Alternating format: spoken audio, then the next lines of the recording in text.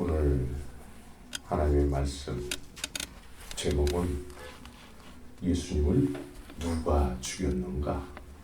라는 제목으로 말씀을 드리기로 합니다. 이 시대에도 과거에도 예수님을 죽인 존재들이 분명히 있었는데 이 시대에도 예수님을 죽이려고 하는 존재들이 있어요. 과거에 예수님을 죽였던 사람들은 하나님을 나름대로 적극적으로 열심히 섬긴다고 하는 사람들이 죽였어요.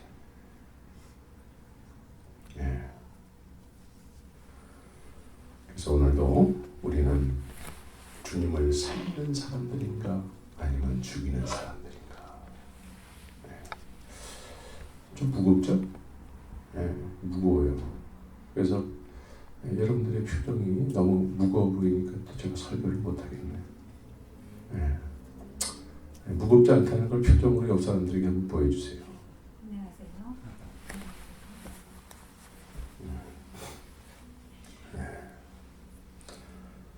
저는 이제 이 제자들의 교회에 주님께서 목사라는 직함으로 세워주셨습니다. 이 교회는 사람이 세운 것 같지만 사실은 사람이 세웠다고 생각지 않습니다. 그래서 사람을 보면은 실망을 하게 돼요. 그래서 목사라는 직함을 제가 가졌을 때에는 여러분들이 어찌됐든 간에 하나님의 뜻대로 살게 하는 의무가 있는 거예요. 그렇죠? 여러분들 모두가 이 말씀을 통해서 하나님이 기뻐하신 뜻을 쫓아 살게 하는 의무가 있다는 말씀이죠. 그래서 오늘도 이 말씀을 전하는 이유와 목적은 뭐냐면 여러분들이 주의 말씀 앞에서 온전한 모습으로 설 수 있게 하기 위해서 전하는 것이죠. 동의하십니까? 그래서 때에 따라서는 제가 말씀을 전할 때 너무 부담스러워요. 근데 그 부담이 책망받는 것마다 빛으로 나타나니 그래요. 책망받는 것마다. 그래서 어쨌든 저는 여러분들이 하나님의 뜻을 쫓아서 말씀에 의해서 하나님을 기쁘시게 하는 그런 남은 인생을 살기를 간절히 소원하는 마음으로 또 말씀을 준비했지요. 그래서 오늘도 혹시 무거울 수 있지만 그것이 빛으로 나타내지기를 간절히 소원합니다. 교회의 공동체, 교회라는 것은 예배의 공동체지 않습니까? 건물이 아니에요. 건물이 아니고 이 예배의 공동체예요. 그래서 이 예배의 공동체는 예수님의 생명의 공동체예요. 유기적인 어떤 그런 생명의 공동체라는 거죠. 그래서 예수님께서는 이 생명의 공동체를 성경에서는 뭐라고 얘기하냐면 예수님의 머리가 되신다고 그런단 말이죠. 예수님께서 머리가 되시는 공동체는 실제적으로 어떻게 움직이냐면 예수님이 머리가 되시기 때문에 예수님의 통제와 지배를 받는 거죠. 우리도 이 머리가 있지 않습니까? 제가 머리가 있잖아요. 머리가 있는데 이 손과 발이 움직이는 모든 것은 무엇이 하죠? 머리가 하는 거예요. 이런 차원에서 예수님께서 예배의 공동체의 머리는 나야 라고 말씀하시는 거죠. 그래서 예수님의 모든 것을 주관하셔야 돼요. 이게 예수님의 생명의 공동체의 특성이죠. 그래서 우리는 다 지배를 받아야 돼요. 예수님의 지배를. 예수님께서 세상에 오셨을 때에 세상 사람들, 그때 이스라엘 백성들이 살아가는 모습은 어땠냐면은 여호와 아도나이, 우리만의 하나님이라는 거죠. 우리의 주인. 그 여호와 하나님의 이름으로 회당이라는 장소에서 제사장, 서기관, 이런 그 시대의 종교적 분위기를 주관해 가는 사람들이 자신들의 뜻을 펼치는 곳이 어디였어요? 회당이었어요. 회당. 보통 열심이 없는 사람은 여기에 끼지는 못해요. 특심한 사람만, 특별히 또 레위 지파, 난 태어날 때부터 이 역할을 맡았어. 그래서 이런 사람들이 하나님의 이름으로 자신들의 뜻을 펼치는 장소가 회당이었어요. 그런 시대에 예수님이 오신 거예요.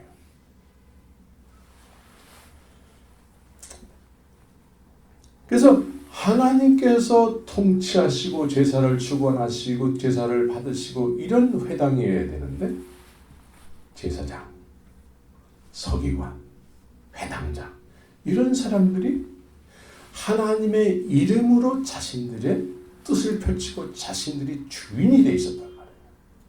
주인.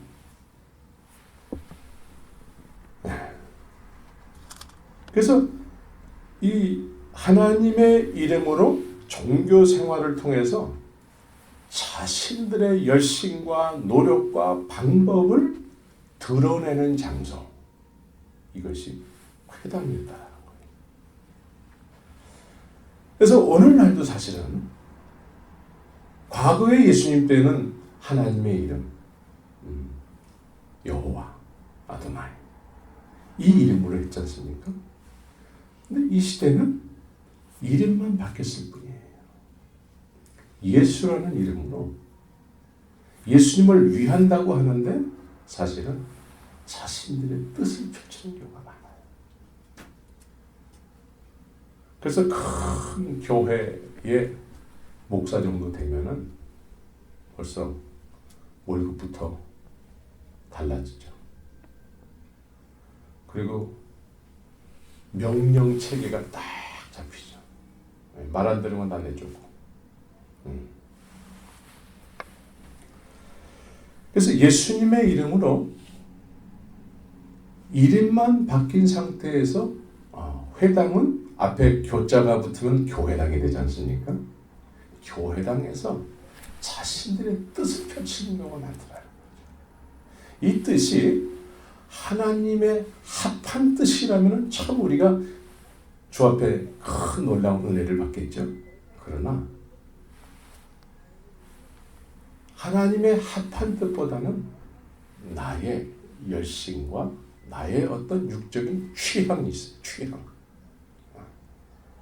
내 마음에 들고 안 들고 이것은 내 취향에 관한 거예요. 그래서 과거에도 그랬지만 이 시대에도 이 교회당이라는 이 예배당 안에서 자기의 취향을 펼치려고 하는 경우가 많다. 그래서 잘되면 누가 잘해서 잘된 거죠? 내가 잘해서 잘된 거예요. 안 되면 네가 잘못해서 안 됐다는 거죠. 이 예배당은 이렇게 우리가 주관하면 안 되는 곳이에요. 그래서 저도 이 부분에서 굉장히 조심하는 그런 부분이 있는데, 그래서 저도 설교 시간 이후에는 목소리를 잘 안 높여요. 이 공간 안에는 주님이 모든 것을 지배하시고 통치하시고 그 통제를 우리가 받는 거예요. 그런데 여기에 대해서 우리의 육신의 취향을 쫓아서 이렇게 교회는 돼야 돼, 저렇게 돼야 돼 라는 주장을 자꾸 펼치게 되면은 이 교회는 과거의 회당적 교회 모습이 되는 거예요.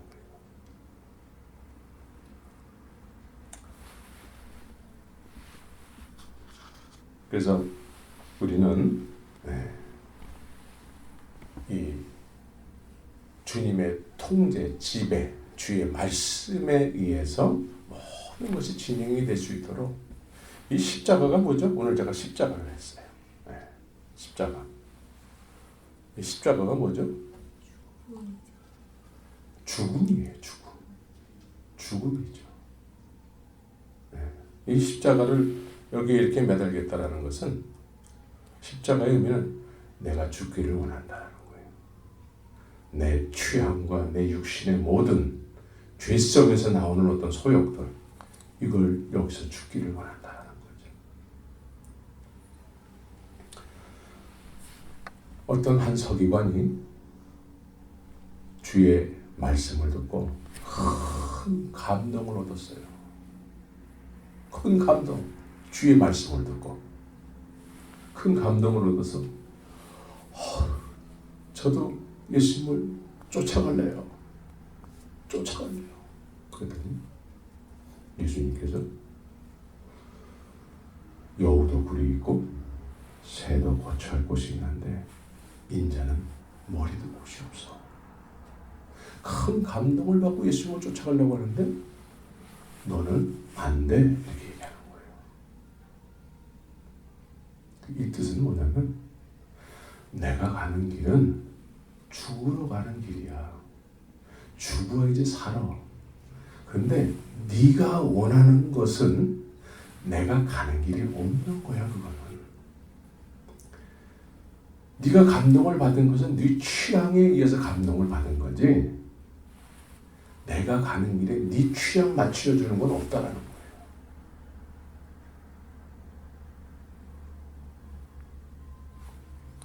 죽으러 가는 길이에요. 죽으러 가는 길. 나 죽어야지만 주님 내 안에 사세요. 믿습니까? 내가 자꾸 살아있잖아요. 내가 살면은 예수님을 자꾸 죽이게 돼 있어요. 이 예배당 안에서도 내가 살면은 예수님은 상대적으로 설 곳이 없어져요.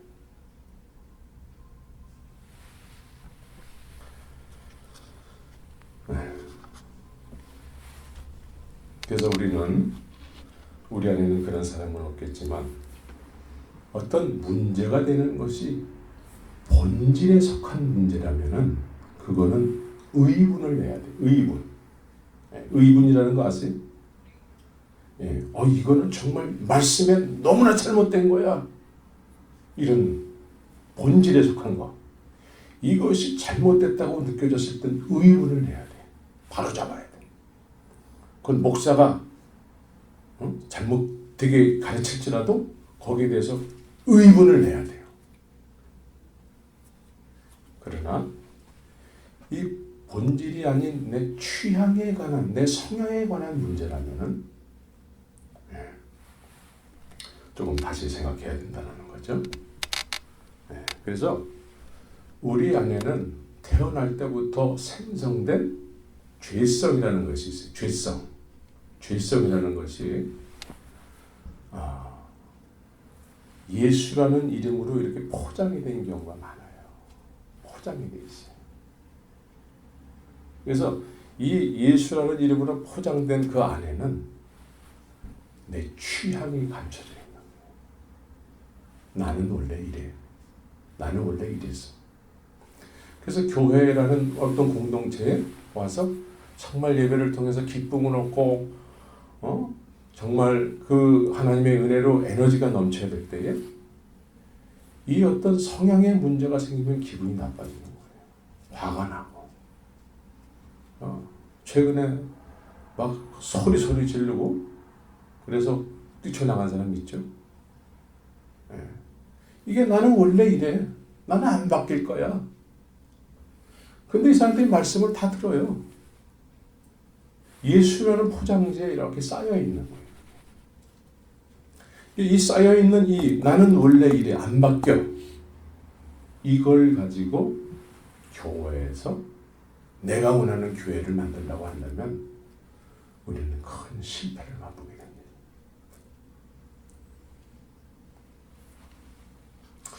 그래서 우리는 이 예배의 공동체에서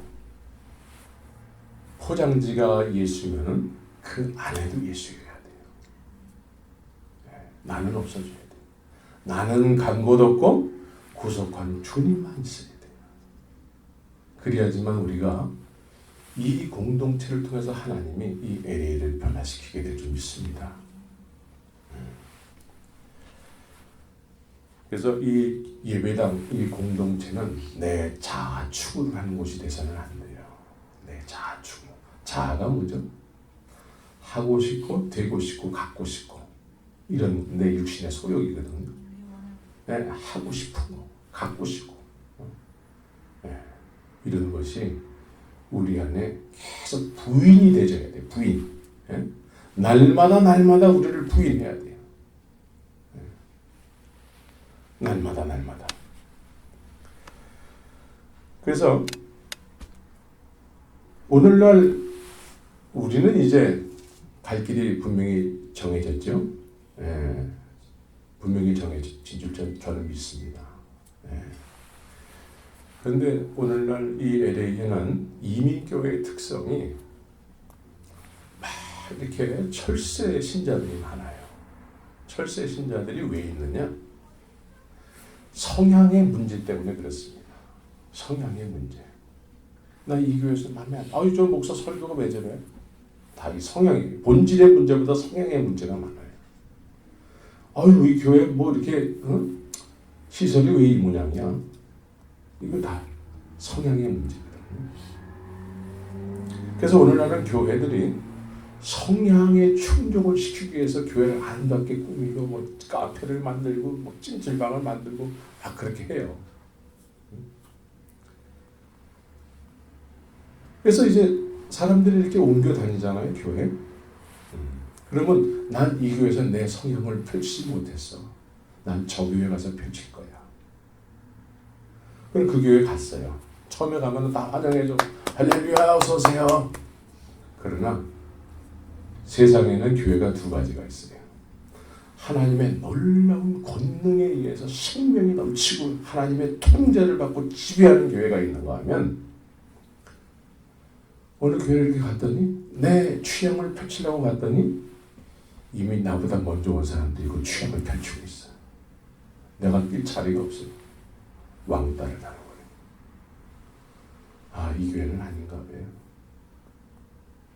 그 다른 교회를 막 배회를 한단 말이죠. 그래서 오늘날 교회를 안 다니면서 배회하는 사람들이 많아지는 거예요. 네. 그런 사람들에게 우리가 대안이 돼야 될 줄 믿습니다. 교회는 내 꿈을 펼치는 장소가 아니라 주님의 뜻이 이루어지는 장소입니다. 네. 예수님을 죽이려 했던 첫 번째 시도가 있었지요. 네. 마태복음 2장을 한번 다 보시기 바랍니다.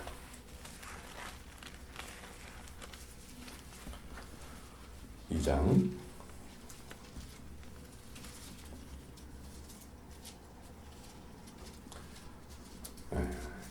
2절에 보면은 유대인의 왕으로 나신 이가 그래요. 유대인의 왕으로 나신 이 동방박사들이 이렇게 예루살렘에 와서 이렇게 얘기를 하죠. 그러니까 헤롯이 뭐라고 얘기하냐면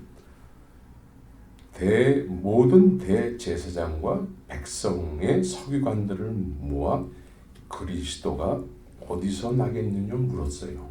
이 헤롯이. 그러니까 그리스도 유대인의 왕을 확인했다라는 거예요. 그렇죠? 헤롯이 예수님이 그리스도이심, 유대인의 왕인지를 확인했다라는 거예요. 성경으로. 그렇죠? 그럼 유대인의 왕으로 확인을 했으면은 어떻게 해야 될까요? 같이 경배하고 찬송하고, 그래서 선물을 드려야지 마땅한 건데, 확인을 한 다음에는 어떻게 했죠? 유대인의 왕, 메시아, 그리스도임을 확인한 다음에는 그분을 죽이려고 했다는 거예요. 왜 죽이려고 했죠? 자기가 왕의 보좌에서 내려와야 되니까.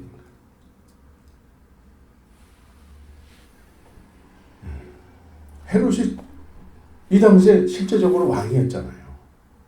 근데 유대인의 왕이라고 하니까 그럼 자기가 이제 왕에서 왕제를 못하게 되는 거 아니겠어요? 그러니까 그리스도를 확인하고서는 그리스도를 죽이려고 하는 거죠. 이게 예수님을 처음으로 죽이려고 했던 첫 번째 시도였어요. 그리스도를 몰라서 죽이려고 했던 것이 아니고 그리스도를 알고 확인한 다음에 죽이려고 했다는 거죠. 왜? 내가 행세를 못하기 때문에.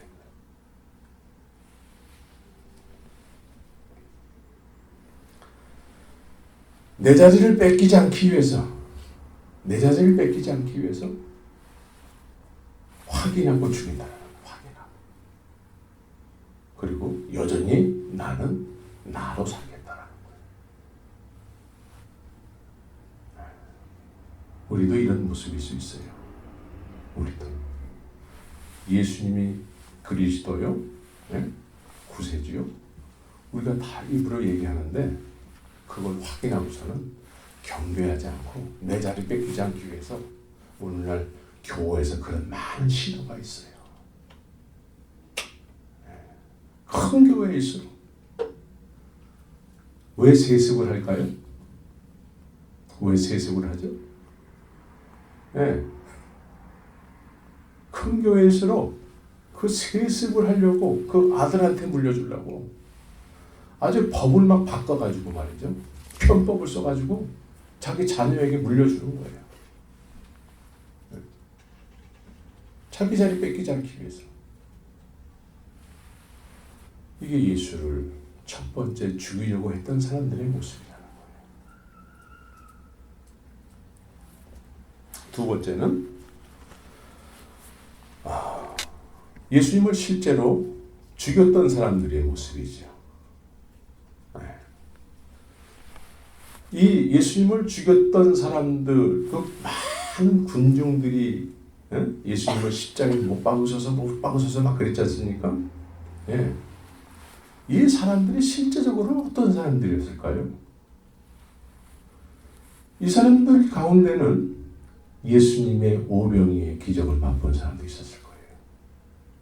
어떤 사람은 자기의 인생에 문둥병을 치료받았을 수도 있어요. 10명 중에 1명만 들어봤지 않습니까? 그러니까 예수님의 은혜를 나름대로 경험했던 사람들도 섞여 있었을 거예요.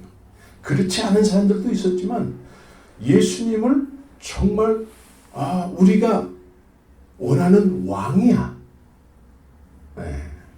실제로 그랬잖아요. 우리가 이분을 왕으로 모시자. 실제로 주의 은혜를 받고서는 왕으로 모시자고 했던 사람들도 많이 섞여서 십자가에 못 박으셔서 그렇게 했다라는 거죠. 그럼 이 사람들이 왜 그렇게 막 주님 앞에 은혜를 받았는데도 그렇게 못되게 했을까? 이 자리는, 이 십자가에 못 박으셔서 하는 이 자리는 그것을 판결하는 사람은 누굴까요? 로마 군인이란 말이에요. 빌라도란 말이죠. 이때 이스라엘의 정서는 우리는 언제 이 로마로부터 독립을 할까? 라는 목적이 있었단 말이죠. 그런 소원이 있었어요. 그런데 저 빌라도로부터 우리가 이제는 독립을 해야 되는데 우리가 왕으로 섬기고자 하는 사람이 그 빌라도에 의해서 판결을 받고 있는 거죠. 내가 원하는 예수가 아니라는 거예요. 내가 지금까지 예수님의 은혜를 받고 진정한 나의 왕이야. 그 왕이 우리가 로마로부터 독립을 해야 될 그 원흉 앞에서 판결을 받고 있다는 거예요. 나약한 모습으로. 그러니까 내가 원하는 예수가 아닐 때에는 사람들의 속성은 그래요. 심한 배신감을 느끼는 거예요. 내가 원하는 예수가 아니라는 거예요. 그래서 그 시대의 가장 흉악한 강도 바라바보다도 못한 존재로 그렇게 심한 배신감을 느낀다는 거예요.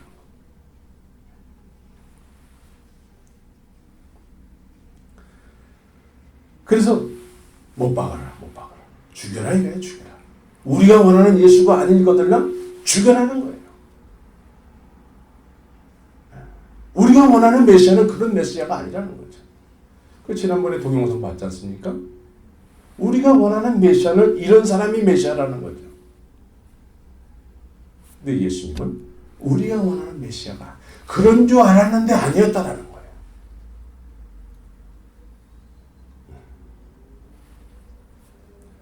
내 육신의 모든 취향과 성향과 소욕을 채워주는 예수로 알았는데 그런 예수가 아니었다라는 거예요.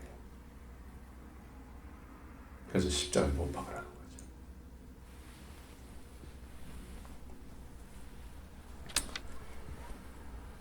우리는 예수님을 진정한 메시아로 알아야 돼요. 예수님을 내 어떤 육신의 뜻을 이루어줄 만한 그런 예수로 안다면 언제나 배신할 수밖에 없고 이 십자가는 그 사람하고 관계가 없어지는 거예요. 예배의 공동체는 주님이 운영하시는 포도원과 같죠. 오늘도 본문에서는 뭐라고 말씀하시죠? 다시 한 비유를 듣으라. 한 집주인이 포도원을 만들고 산울로 두르고 거기 집자는 구유를 파고 망대를 짓고 농부들에게 세로 주고 타국에 갔다 그래요. 그러니까 이 예배의 공동체는 포도원과 같은 거죠. 주님이 다 완성하셨어요. 주인이 다 완성하시고 그것을 누구에게 맡겼죠? 농부들에게 맡겼어요. 농부들은 앞절에서 품꾼이라고 얘기했죠. 품꾼. 네. 그래서 이 농부들에게 맡기고 이제 갔어요. 네. 이 포도원은 누구 거죠? 주님 거예요. 네. 그럼 포도원에서 만들어지는 모든 열매는 누구 거예요? 주인 거예요. 그런데 이 농부들은 주인이 없으니까 이 실과는 우리 거다 이거예요. 주님의 영광을 내 영광으로 뺏어버리는 거예요.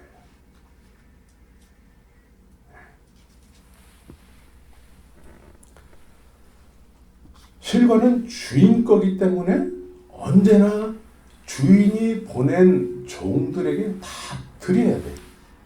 믿습니까? 네.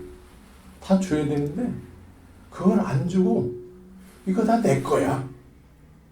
내 거야라는 의미는 내가 했어요라는 의미예요. 내가 했어요라는 그런 주장을 하는 순간에 이런 농부들이 되는 거죠. 그렇게 하면 안 돼! 라고 말할 때에 그렇게 말하는 사람을 죽여버리는 거예요. 우리가 맞는 거야. 그래서 오늘날 다 그런 건 아니지만 이 포도원과 같은 주님의 교회들이 이런 농부들에 의해서 장악이 되어 있는 경우가 많이 있습니다. 한국의 어떤 큰 교회 목사는 젊은 여대생들을 자기 목양실에 불러가지고 아주 이상한 짓을 하고 그걸 인정을 했단 말이죠. 근데 몇 년 지나서 나 그런 짓 한 적 없어. 그리고 새롭게 또 교회를 시작하잖아요. 그런데 어떻게 된 노릇이 새롭게 시작한 교회에 또 수천 명이 모여요.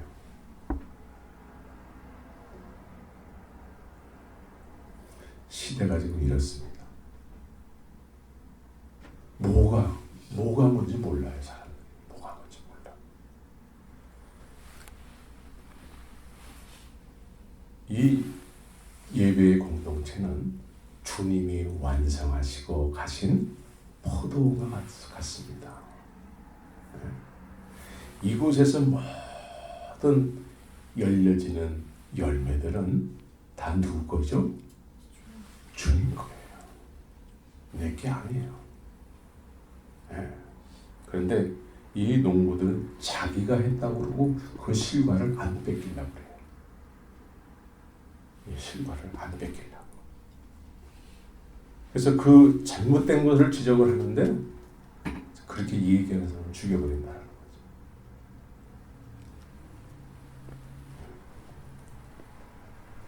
그래서 이 주인이 보낸 모든 종들을 때리고 죽이고 그래가지고 다 쫓아보냄으로 인해서 이 포도원은 누가 운영하는 곳이 되어버리죠? 이 농부들이 주관하는 포도원이 되어버리기만.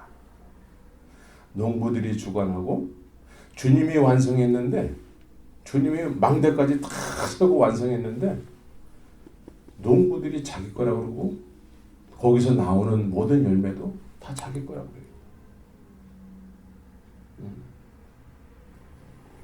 그래서 세습을 자꾸 하는 거예요. 세습.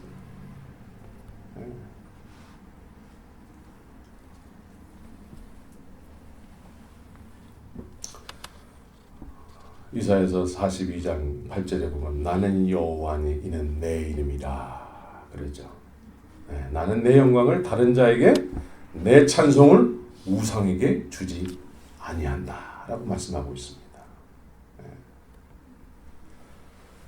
하나님께서 완성하신 이 포도원을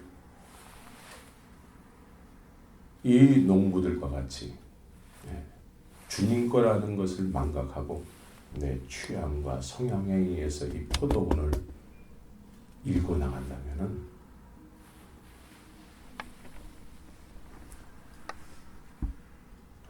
교회가 사실은 교회가 안 되는 거예요. 오늘날 이 교회라는 이 예배의 공동체를 공부를 많이 해서 박사학위를 받아야지만 해야 하는 것처럼 가방끈이 짧으면 안 되는 것처럼 그렇게 인식들을 하죠. 그래서 학위를 많이 박사학위까지 받으면 훌륭한 목사예요. 또 여러 훈련을 통해서 훈련을 많이 받아야지만 교회를 운영할 수 있는 것처럼. 그런데 이 학위를 중요시 여기고 훈련을 중요시 여기면서 포도원을 일구어 간다고 그러면은 이건 뭐냐면 지식 전달이에요. 지식 전달은 생명 전달이 아니에요. 오늘날 지식을 전달하고 지식을 습득을 하고 이거는 생명을 습득했다고 생각들을 해요. 생명을 내가 소유하면은 그 소유한 생명에 의해서 생명의 특성은 뭐냐면 열매가 맺혀진다는 거예요. 근데 지식 습득은 나를 고상하게 만든다는 거예요. 내가 이렇게 차원 높게 이해를 하고 있어. 그걸로 끝나는 거예요. 역시 나는 정말 괜찮은 사람이에요. 내 성향은, 내 취향은 너무 고상해요.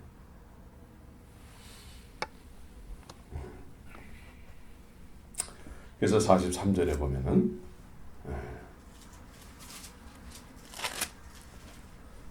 하나님의 나라를 너희는 빼앗기고 그래요.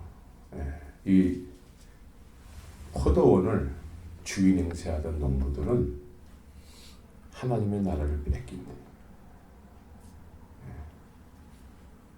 그 나라의 열매 맺는 백성이 받으리라.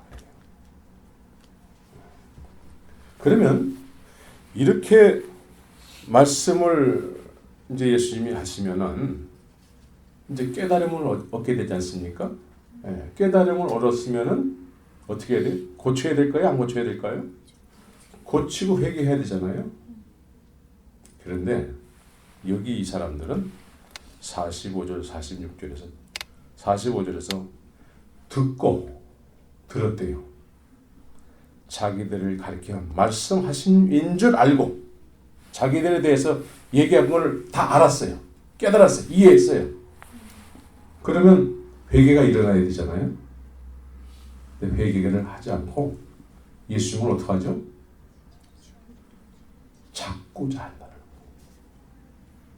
나는 안 변할 거야. 그렇게 얘기하는 사람을 죽이려고 한다는 거예요. 그래서 예수님이 이런 자들에 의해서 죽음을 당하는 거죠. 이 예배 공동체는 주님이 살으시는 그런 공동체가 되어야 되는 거죠. 우리는 주님을 살려야 돼요. 예? 주님이 충만하게 사시면, 주님이 막 말씀하시고 성령이 역사하면 그것에 의해서 우리는 열매 맺는 농부로 사는 거예요. 믿습니까? 열매 맺는 농부. 근데 내가 해야 돼, 내가 했어 하는 순간에 화가 나는 거죠. 화가. 나를 인정 안 해주니까 화가 나는 거예요. 우리 모두는 그런 사람은 여기에 한 사람도 없죠. 한 사람도 없어요. 앞으로 혹시 있을까봐 얘기하는 거예요. 혹시 있을까?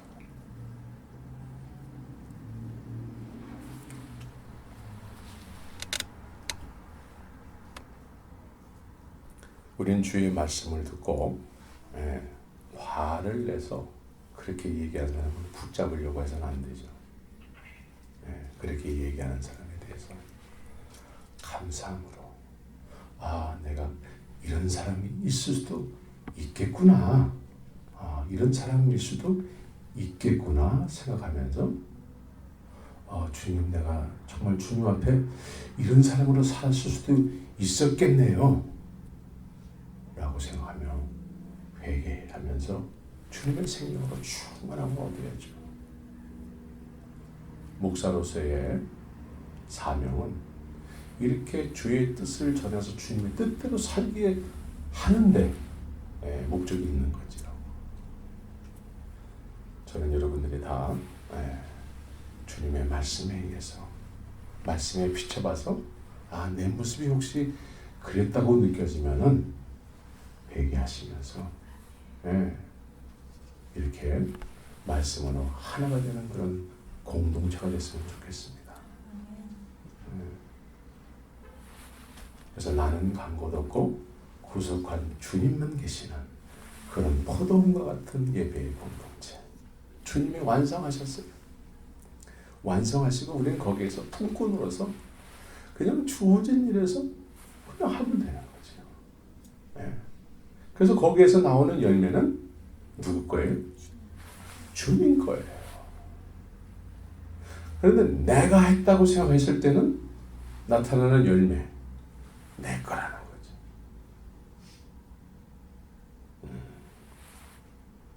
여기에서 철저히 여러분들은 부인하는 삶을 사시기 바랍니다.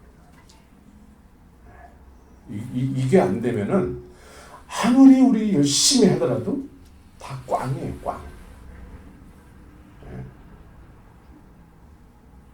이 시대에도 내 육신의 취향과 성향을 중시 여기면서 주님의 포도원 안에서 신앙생활을 한다고 하면 큰 실패를 할 수 있습니다. 주님은 내 성향과 취향을 이루시는 분이 아니고 내가 주의 뜻을 이루는 도구가 돼야 되는 거죠.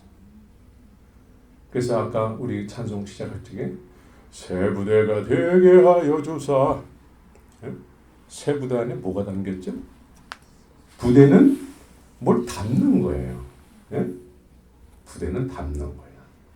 뭘 담아요? 성령을 담아야 돼요. 그런데 성령을 담는 일에 있어서는 내 방법으로 담겨지지 않아요. 내 열심으로 담겨지지 않아요. 내 성향으로 담겨지지 않습니다. 내 성향과 내 취향, 이런 것을 없앨 때에 성령이 내 안에 담기는 거예요. 이런 것을 죽일 때에 성령님이 나와 함께 하셔서 나를 도구 삼으셔서 하나님이 완성하신 이 포도원의 일꾼으로 부르시는 것입니다. 이 작은 포도원이라면은 이 LA는 큰 포도원이에요. 믿습니까? 이 포도원에 부름을 받기 바랍니다. 그래서 아름다운 실과를 맺혀서 주님 앞에 드리는 거예요. 예, 드리는 거예요. 예수님께서 무화과 나무 잎이 무성해서 너무나 화려하게 열매도 충만하게 맺혔으리라고 생각하고 그 무화과 나무에 이렇게 왔는데 열매는 하나도 없어요. 예, 우리는 잎은 없을지라도 열매가 있으면 주님이 기뻐하시는 거죠. 예, 그래서 우리 신앙생활을 통해서 본질이 뭔지를 분명히 깨닫고 이 본질, 영적인 세계에 대해서 하나님의 나라에 대해서 부름을 받은 일꾼으로서 사시기를 예수의 이름으로 축원합니다. 같이 기도하겠습니다.